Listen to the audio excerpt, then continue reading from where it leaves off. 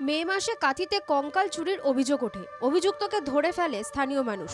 এবার নদিয়ার নবদ্বীপের মহাশ্মশানের পাশে সমাধিস্থল থেকে কঙ্কাল চুরির গুরুতর অভিযোগ ঘিরে শোরগোল পড়ে গিয়েছে।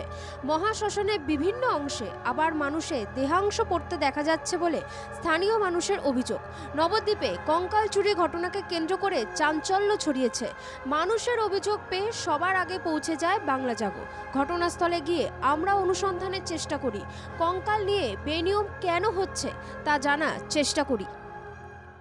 নদিয়া নবদ্বীপ মানেই ধর্মীয় প্রতিষ্ঠান জায়গা, আর সেই ধর্মীয় প্রতিষ্ঠান জায়গা থেকে রাতের অন্ধকারে একাধিক কঙ্কাল চুরির ঘটনায় নতুন করে চাঞ্চল্য ছড়ালো নদিয়ার নবদ্বীপ মহাশ্মশান চত্বরে। যেটা এলাকাবাসীর অভিযোগ, প্রায় দিন রাতে বেশ কিছু দুষ্কৃতীদের আনাগোনা থাকে, আর নবদ্বীপ মহাশ্মশানে দেহ সৎকার করতে প্রচুর মানুষের আনাগোনা থাকে।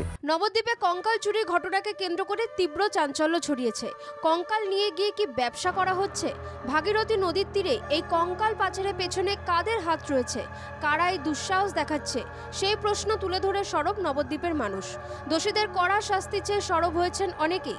বিজেপি নেতৃত্ব এই ঘটনাকে ইস্যু করেছে।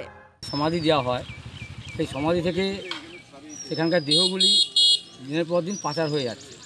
তা আমি সরেজমিনে এসে দেখলাম বিষয়টা সত্য। শ্মশানের সমাধি থেকে চুরি হচ্ছে মৃতদেহের কঙ্কাল, এমনই অভিযোগ নিয়ে পুলিশের নজরদারি বাড়ায়। মানে স্কেলিটন মিসিং আছে ওখান থেকে, ওই সমাধিস্থল থেকে। আমি পার্সোনালি ভিজিট করেছি, অভিযোগের ভিত্তিতে মামলা রুজু করেছি, তদন্ত হচ্ছে। আর আমি ইমিডিয়েটলি ওখানে as per order my superior guard place করেছি। আর বাকি যেসব ফ্যাসিলিটি ওখানে নাই সেটা কীভাবে রেস্টোর করা যায় তা দেখা। ঘটনার খবর পেয়ে তড়িঘড়ি ঘটনাস্থলে পৌঁছে সরেজমিনে তদন্ত শুরু করেন নবদ্বীপ থানার আইসি জলেশ্বর তেওয়ারি।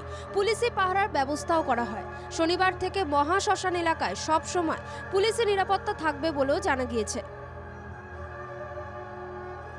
মাধব দেবনাথের রিপোর্ট, বাংলা জাগো।